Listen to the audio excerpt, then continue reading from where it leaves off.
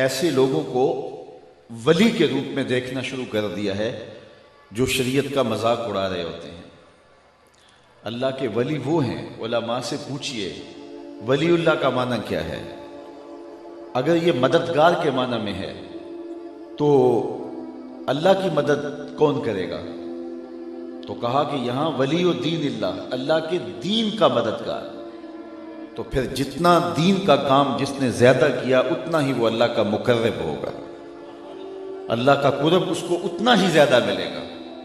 تو یہ لوگ دھرتی کی زینت ہیں، اور ان لوگوں نے اندھیرے مٹائے اور رسول اللہ صلی اللہ علیہ وسلم کے مشن کے، حضور کی فکر کے وارث ہوئے، اور انہوں نے آفاق کے اندر سے ظلمتیں دور کر کے چراغاں کیا۔ تو ان لوگوں کی دنیا کی اس زندگی کے اندر بھی ہمیں قدر کرنی چاہیے، اور جب یہ چلے جائیں تو ان کے فکر کے دیے کو بجھنا نہیں چاہیے۔ ہم اپنے خون کے چراغ ڈال کر کے، خون کا تیل ڈال کر کے ان کے چراغوں کو روشن رکھیں اور ان کو تابندہ و چمکدار رکھنے کی کوشش کریں۔ میں خراج عقیدت پیش کرتا ہوں اس خاندان کو، اس درس گاہ کے دیوار و در کو خراج عقیدت پیش کرتا ہوں۔ یہ منظر جو تھوڑی دیر قبل میری آنکھوں کے سامنے تھے اور آپ نے بھی دیکھے، یہ مقصود ہے، اور ہمیں اس طرف آنا چاہیے۔ ہمارے مدارس آباد ہوں گے تو یقیناً اہل سنت کے چمن میں بہار رہے گی، چونکہ قیادت یہاں سے نکلے گی، اور جو قیادت پھر اہل سنت کو سنبھالا دے گی۔ آج منبر و محراب اور ہمارے اسٹیجوں کے اوپر کون لوگ ہیں اور وہ دین کی کیا شکل اور صورت پیش کر رہے ہیں، یہ کسی سے مخفی نہیں ہے۔ آج اگر ہم اس عنوان سے بات کرتے ہیں تو لوگ کہتے ہیں کہ تم سخت گیر ہو گئے ہو، ذرا ہاتھ ہولا رکھو۔ تو میں کہتا ہوں جس کے گھر کو آگ لگی ہوگی وہ چیخے گا نہیں۔ آج ہمارے وسائل کن لوگوں کے پاس جا رہے ہیں؟ ان مسخرے لوگوں کو اپنے اسٹیجوں سے اتارنا پڑے گا۔ ہم مسلک کے اندر تطہیر کے عمل کو شروع کریں اور ان لوگوں کی قدردانی کا کلچر متعارف کروائیں۔ میں پرسوں ترسوں کہیں تھا تو میں نے وہاں مدرسے میں لوگوں سے پوچھا کہ آپ کے مدرسے کے اندر جو سینئر استاد ہے اس کی تنخواہ کتنی ہوگی؟ 15,000 روپیہ۔ جو صبح اٹھتا ہے اور اسباق کی تیاری کرتا ہے اور صبح سے لے کے شام تک پڑھاتا ہے، رات کو مطالعہ کرتا ہے، تو اس کو آپ مہینے کے بعد 15,000 روپیہ دیتے ہیں۔ مجھے کوئی شخص گھر کا کچن چلا کے دکھائے ایک مہینے 15,000 روپے میں۔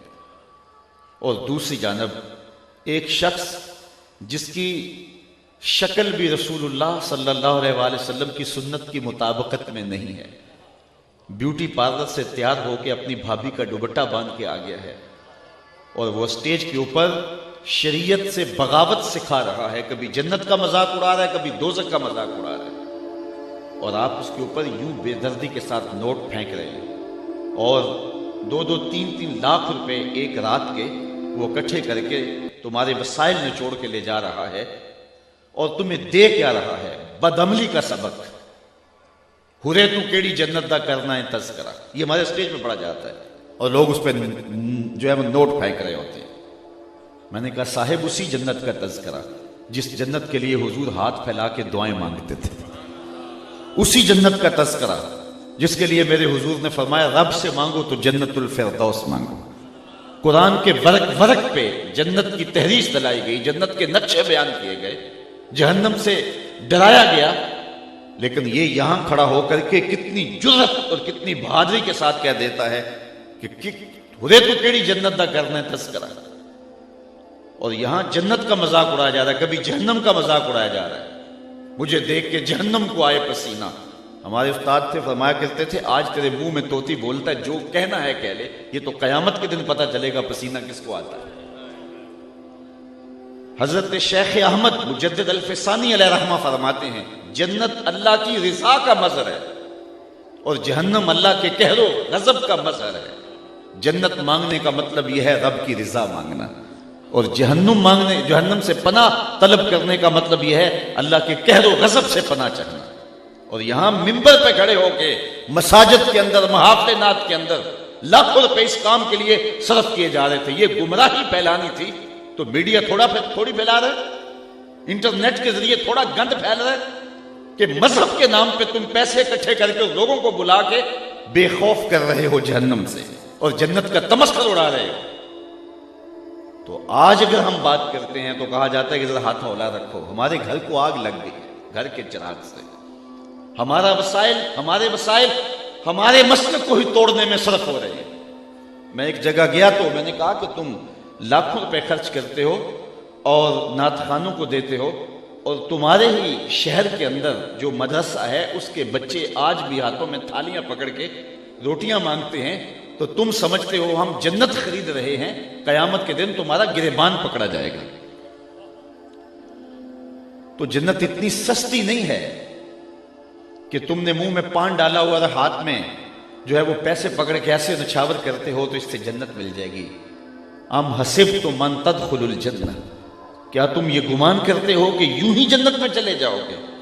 تم میں سے جو پہلے لوگ گزرے ہیں فرمایا انہیں جھنجھوڑا گیا، حتیٰ کہ وقت کا نبی بھی پکار اٹھا اور اہل ایمان بھی پکار اٹھے، مالک تیری مدد کب آئے گی؟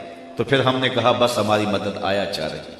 لوگوں کے سر پہ آرے رکھ کے پاؤں تلے تک چیر دیا گیا، جسم کو لوہے کی کنکیوں سے چھیدا گیا، اذیتوں میں، مشقتوں میں، مشکلوں میں مبتلا کیا گیا، اور ہم ایک رات میں جنت خرید کے فارغ ہو جاتے ہیں۔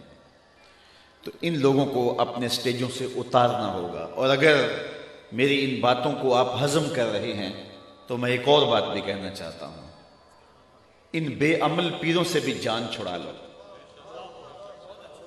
ہاتھ جوڑ کے ان کو کہو ہمیں معافی دو، ہمارے مسلک کو بڑا لوٹ لیا تم نے، تمہاری 6 نسلیں کھا سکتی ہیں جتنا تم نے لوٹا ہے، اب ہماری جان چھوڑ دو، ہمیں مدارس کھڑے کرنے دو، ہمارا مسلک لٹ رہا ہے، ہمارے گھر کو آگ لگی ہوئی، اب ہماری جان چھوڑ دو اور ہمیں اپنے مدارس دینیاں کھڑے کر دینے دو، ہمیں اسکول سسٹم کھڑے کر دینے دو، ہمیں تربیتی کورسز کے لیے ذہن سازی قوم کی کر دینے دو۔ تو آپ مہربانی فرماؤ ہماری جان چھوڑ دو۔ اگر آپ نے پیر بنانا ہے تو کسی عالم دین کو بنائیں، اس کو جو آپ نذرانہ دیں گے اس کی وہ کتاب خریدے گا اور رسول اللہ کے دین کے مسئلے بتائے گا، اور جن کو آپ نذرانے دے رہے ہو وہ اس سے کتے خریدتے ہیں اور کتے لڑاتے ہیں۔ سرمایہ بھی ہمارا، اور پھر سوشل میڈیا کے اوپر تصویریں چڑھتی ہیں اور لوگ ہمیں فون کرتے ہیں جناب اس کی تردید کیجیے گا، اس کی تردید کیجیے گا۔ میں نے کہا صبح سے شام تک ہم تردید ہی تو کرتے پھرتے ہیں، کچھ تم بھی تو کرو نا۔ کیوں ان لوگوں سے بغاوت کیوں نہیں کرتے؟ نگہباں بن کے جو اہل چمن کی آبرو لوٹے، چمن والو عقیدت چھوڑ دو ایسے نگہباں کی۔ یہ نگہباں نہیں ہیں، یہ رہزن ہیں، یہ ڈاکو ہیں۔ ان لوگوں سے جان چھڑاؤ، ان علماء کے قدم چومو جو مسجد تدریس پہ بیٹھتے ہیں تو شام تک رسول اللہ کی حدیثیں سناتے ہیں، اور جب ہمارے اسلاف نے، ہمارے بزرگوں نے ان کی قدردانی کی تھی تو دین سر بلند تھا۔ وہ منظر ہم نہیں بھول سکتے کہ حضرت میر عبد الحکیم سیالکوٹی علیہ رحمہ جب مطالعہ کرنے بیٹھتے ہیں تو بادشاہ وقت کی جانب سے ایک وہاں خادم مقرر ہے جو کچے برتن کے اندر بادام روغن ڈال کر کے آپ کے قدموں میں رکھتا ہے، اور تاکہ آپ کے قدم اس بادام روغن کے اندر بھیگے رہیں اور آپ کے دماغ کو تراوت پہنچتی رہے، اور چند دن کے بعد اس بادام روغن کو بدل دیا جاتا ہے۔ تو وہ جو بادام روغن ہے کیا اس کو نالی میں بہا دیا جاتا ہے؟ بادشاہ کا حکم ہے اس کو پیک کر کے میرے گھر بھیجیں، اور جب وہ اپنے بیٹوں کو کھانے پر بٹھاتا ہے تو وہ بادام روغن آگے رکھتا ہے، اس کو کھاؤ، اس نے ایک عالم کے قدم چومے ہوئے۔